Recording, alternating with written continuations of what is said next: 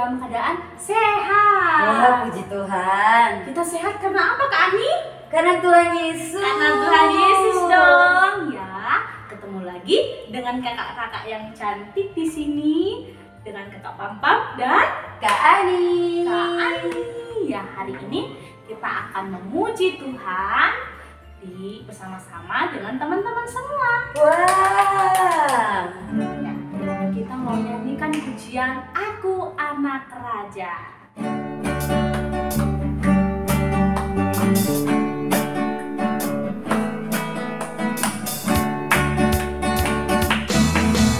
Aku anak raja, engkau anak raja, kita semua anak raja. Aku anak raja, engkau anak raja, kita semua anak raja. Haleluya, haleluya, haleluya, haleluya, haleluya, haleluya, haleluya, haleluya. Sekali lagi ya teman-teman.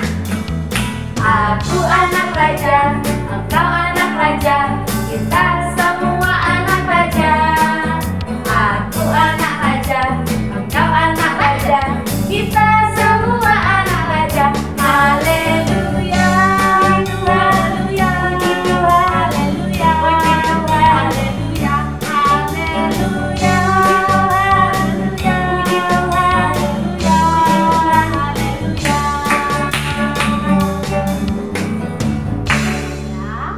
Aku, kamu, kita semua adalah anak raja.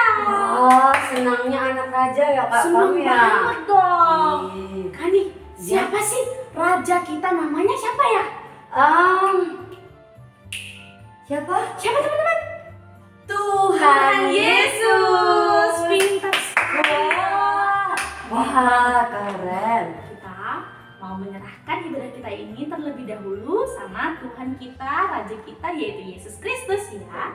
Kak Ani bisa pimpin kita dalam doa. Oke, mari kita lipat tangannya, tutup matanya, nanti Kak Ani berdoa. Mari kita berdoa.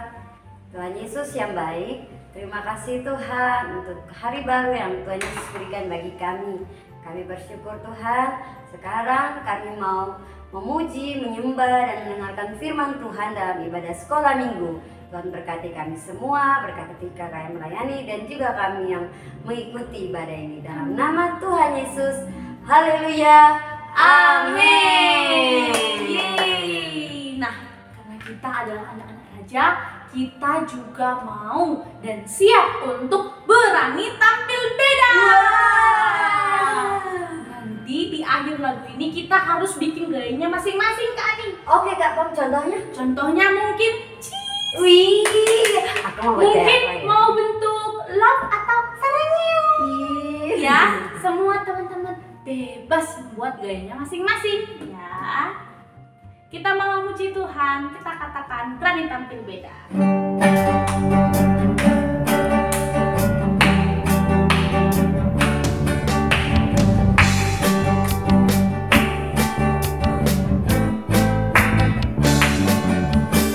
Saat iblis merayuku, aku tolak itu dalam nama Yesus. Saat iblis menggodaku, aku pun berdoa dalam nama Yesus. Ku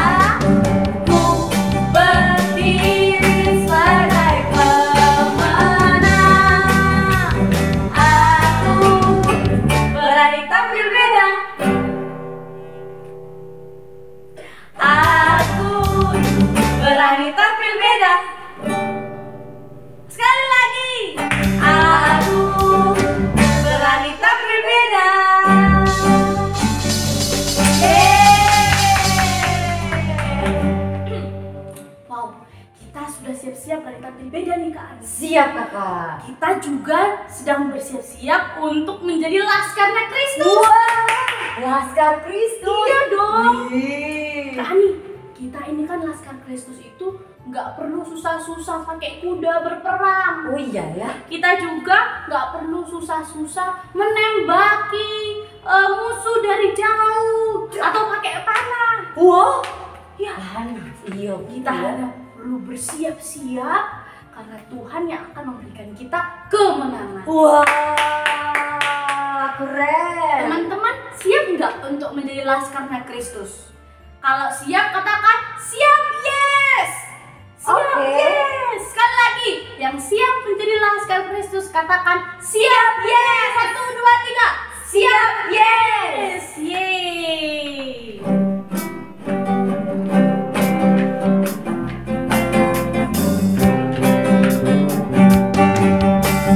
Saya bukan pasukan berjalan, pasukan berkuda, pasukan menembak. Saya tidak menembaki musuh, tapi saya laskar Kristus.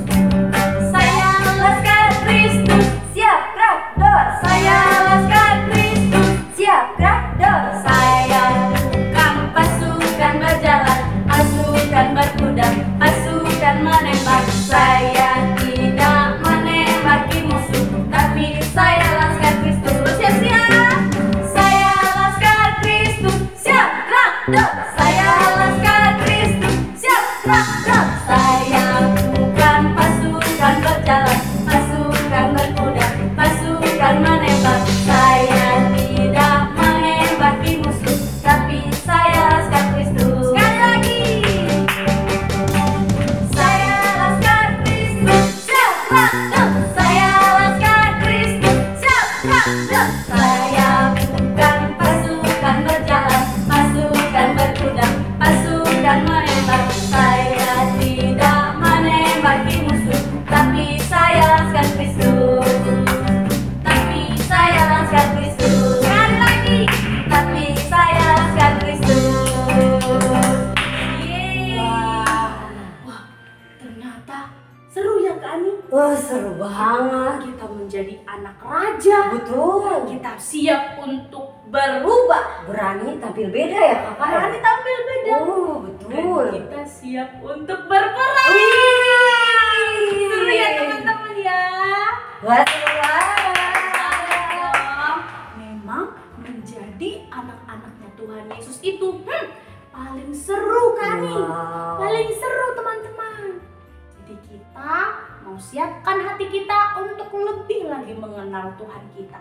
Ya, supaya kita diperlengkapi lagi untuk menjadi anak-anaknya Tuhan Yesus, untuk menjadi laskar-laskarnya Kristus. Ya, kita mau undang Tuhan Yesus hadir dalam hidup kita. Kita mau undang Yesus, kita mau panggil Yesus. Yesus kepanggil, Yesus keundang.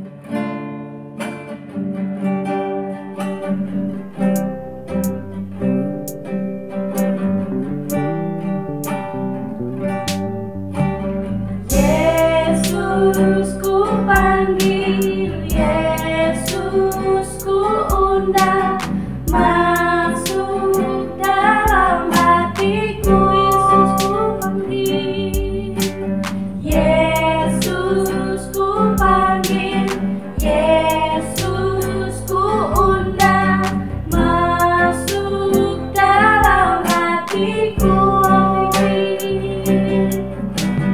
Memimpin, menuntun setiap langkah hidupku.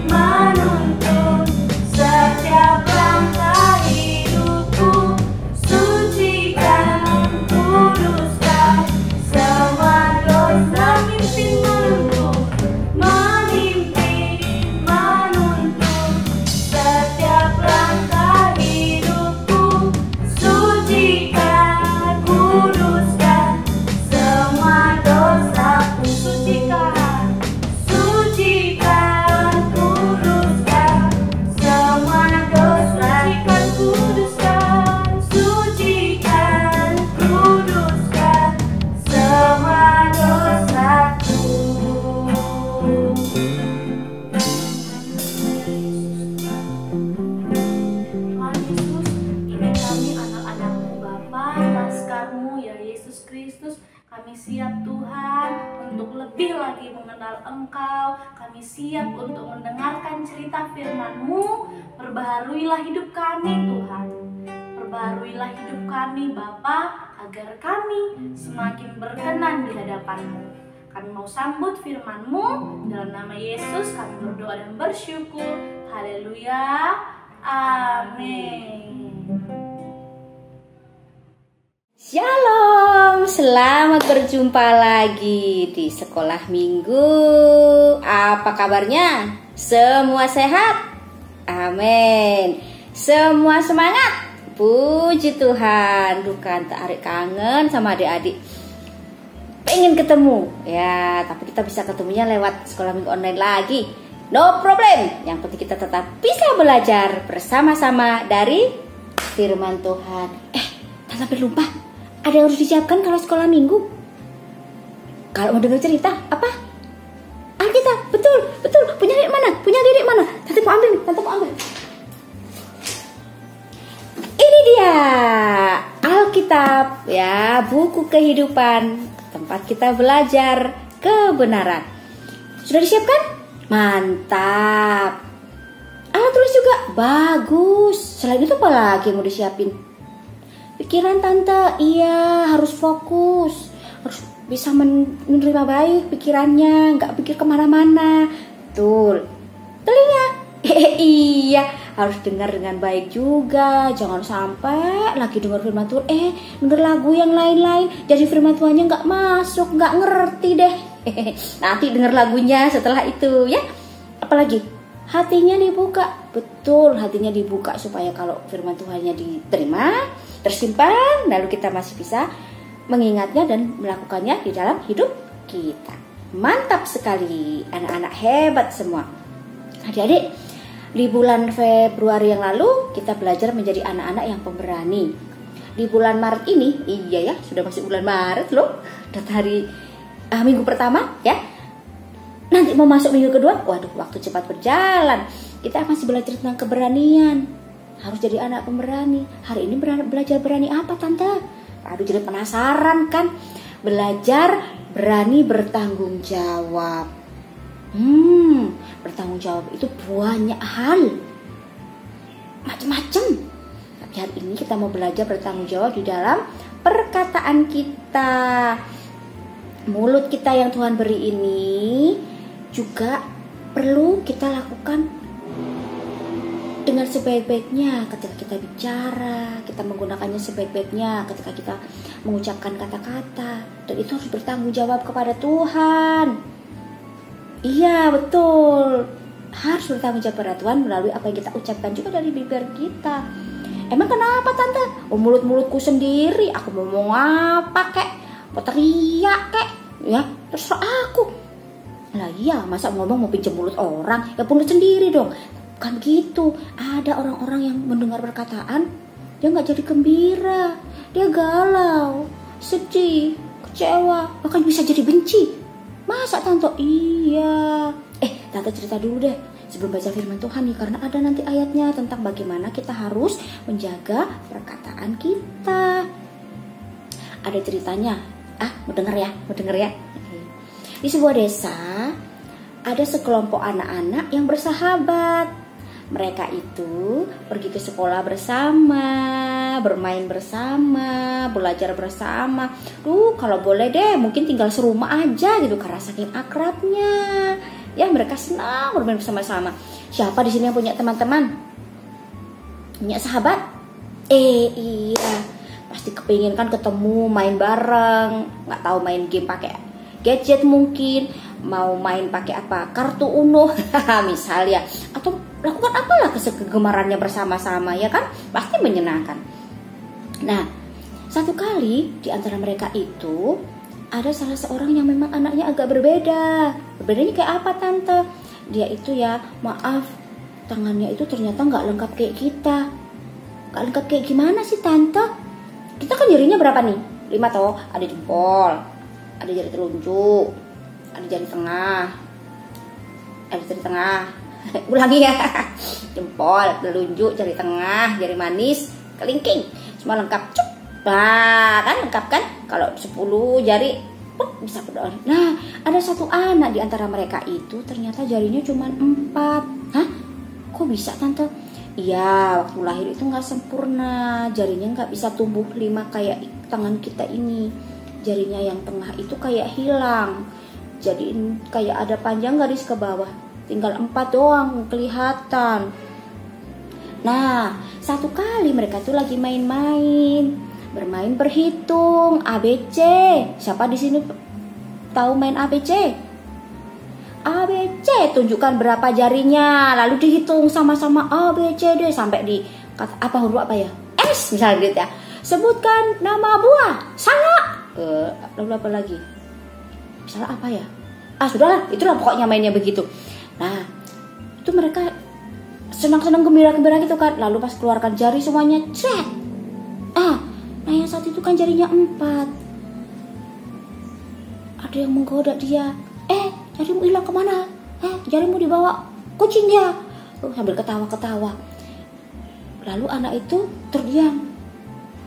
Dia cuma lihat-lihat sih, tapi dia tidak mengatakan apa-apa. Lalu, mana jarinya? Ayo kita hitung. Anak itu tidak mau mengeluarkan jarinya. Dia sedih. Lalu dia memilih pulang dan tidak mau main lagi sama teman-temannya. Kasihan kan? Dia merasa dia nggak sama, dia jelek, tangannya nggak lengkap, jadi dia nggak bisa main sama teman-temannya. Nanti dia dibilang tangannya dibawa kucing yang satu, dia malu. Nah, sampai beberapa hari teman ini nggak mau datang waktu mereka main sama-sama kayak biasanya. Kadang ke sawah, kadang main di rumah yang siapa sambil bawa kue bagi-bagi sama-sama. Dia nggak nongol. Lalu satu orang ingat kejadian itu. Dia bilang begini, kamu pasti yang bikin dia sedih. Kenapa? Kamu bilang jarinya dibawa kucing. Aku kan cuma bercanda.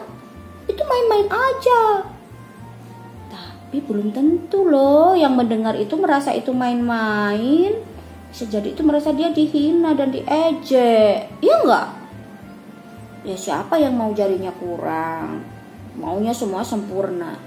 Tapi Tuhan izinkan begitu, ya kita tidak boleh menghina. Walaupun dia ada kurangnya, tidak selengkap kita, bukankah Tuhan tetap sayang padanya dan memperhatikan dia? Kita tidak boleh mengatakan hal apapun yang membuat orang lain terluka dan menjadi sedih. Kan sama, kita juga tidak ingin ada orang yang mengatakan hal-hal yang buruk tentang kita, lalu kita pun jadi sedih dan merasa tidak berguna, merasa tidak seperti yang lain, lebih jelek, lebih buruk, lebih nggak pintar, macam-macam. Betul tidak? Iya adik-adik, coba di sini siapa yang pernah merasa kayak gitu, diomongin sesuatu yang jelek, pasti kita keinget itu sedih, betul? Ayo sekarang coba ingat, pernah nggak juga kita melakukan yang seperti itu kepada teman? Kita ngomong apa? Nggak bermaksud jahat ya, tapi karena kita nggak hati-hati dengan yang kita ucapkan, jadi orang terluka dan sedih dan marah. Alkitabnya dibuka sekarang. Kita mau belajar dari firman Tuhan bahwa perkataan kita, lidah kita, mulut kita nggak boleh sembarangan. Yuk kita buka di dalam Ibrani. Kok Ibrani tante? Sebelahnya Yakobus. Tante ini sampai salah sebut. Udah semangat cerita tadi soalnya. Ya, cerita bahwa perkataan kita nggak boleh sampai membuat orang kecewa dan sedih. Gitu. Nah, siapa yang sudah ketemu bilang amin ya. Yakobus pasal 3. Amin. Oke. Amin. Oke. Iya, Yakobus pasal 3. Kalau mau baca lengkap adik-adik, itu ada di ayat 1 sampai ayat yang ke-13. Tapi kita nggak akan baca semua karena panjang. Jadi kita akan membaca di ayat 2 sampai ayat yang ke-3. Salah. Sebentar. Matanya tante sudah nggak terlalu jelas ini. Karena matanya sudah tua. Ya, matanya sudah mau rusak.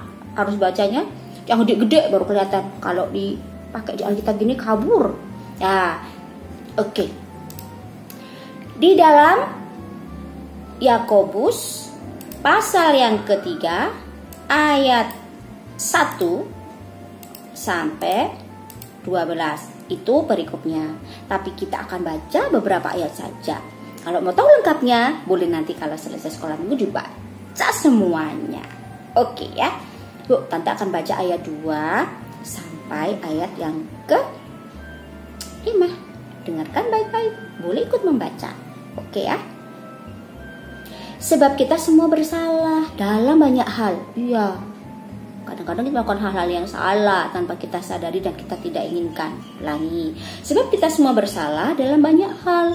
Barang siapa tidak bersalah dalam perkataannya, ia adalah orang sempurna yang dapat juga mengendalikan seluruh tubuhnya. Kita mengenakan kekang pada mulut kuda, sehingga ia menuruti kehendak kita. Dengan jalan demikian, kita dapat juga mengendalikan seluruh tubuhnya. Dan lihat saja kapal-kapal, walaupun amat besar dan digerakkan oleh angin keras, namun dapat dikendalikan oleh kemudi yang amat kecil menurut kehendak jurumudi. Demikian juga lidah, walaupun suatu anggota yang kecil dari tubuh, lidah kita ini ya, mulut kita ini ya, namun dapat menggahkan perkara-perkara yang besar. Lihatlah betapapun api itu kecil ya, betapapun kecilnya api, dia dapat membakar hutan yang besar. Weh, betul ya, kebakaran itu bukan tiba-tiba api yang besar, api kecil yang memulai.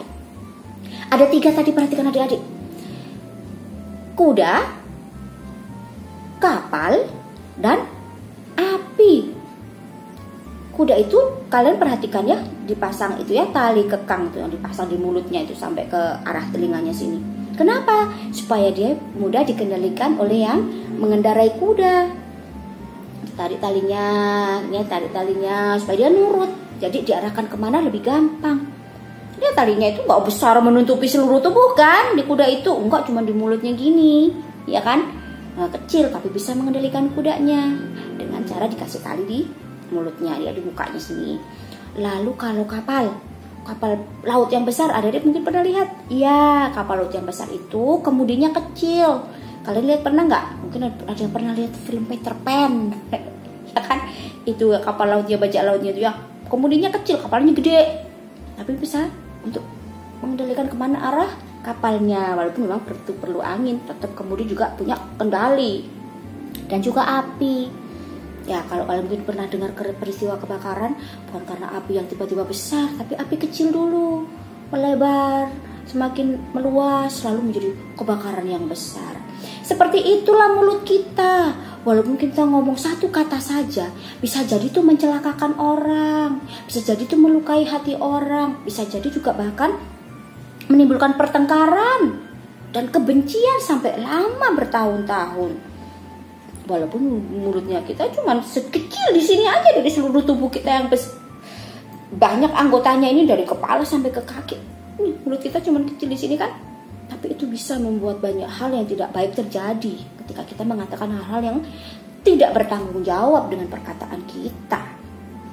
Jadi adik-adik, ayo kita belajar supaya mulut kita ini menjadi berkat buat orang lain, ya, bisa menyenangkan Tuhan dengan apa yang kita katakan, karena kita membuat orang bisa melihat kebesaran Tuhan dengan semua perkataan kita. Hal-hal yang baik kita ucapkan, hal-hal yang menyenangkan, hal yang membangun orang lain, menyemangati orang, bukan membuat orang jadi galau dan sedih. Coba kita lihat di ayat yang selanjutnya ya. Ayat berapa Tante? Ayat 9 dan 10 dari pasal yang sama ya, Yakobus 3. Dengan lidah kita memuji Tuhan Bapa kita, dan dengan lidah kita mengutuk manusia yang diciptakan menurut rupa Allah. Dari mulut yang satu keluar berkat dan kutuk. Hal ini saudara-saudaraku tidak boleh demikian terjadi. Iya ya, aku hari ini sekolah minggu nyanyi loh, memuji Tuhan selalu. Waduh, semangat kan? Hari ini, apalagi kiri kananku ada Tuhan. Apalagi yang itu lagu apa? Anas, aku anak Tuhan. Zaman sekarang, wah banyak lagunya macam-macam. Memuji Tuhan dengan gembira. Dari mulut kita memuji Tuhan. Selesai sekolah minggu, mama panggil, Dek tolong, ini diberesin mainannya. Apa sih mama ini? Ganggu aja. Kenapa sih? Wah, langsung marah-marah sama mamanya. Mulutnya masih itu juga, mulut yang sama, belum ganti kan? Tak boleh. Tuhan bilang dari mulut kita harus mengucapkan berkat. bukan mencela orang lain, menghina orang lain, karena mereka juga adalah orang-orang yang diciptakan Tuhan, yang disayang Tuhan seperti kita.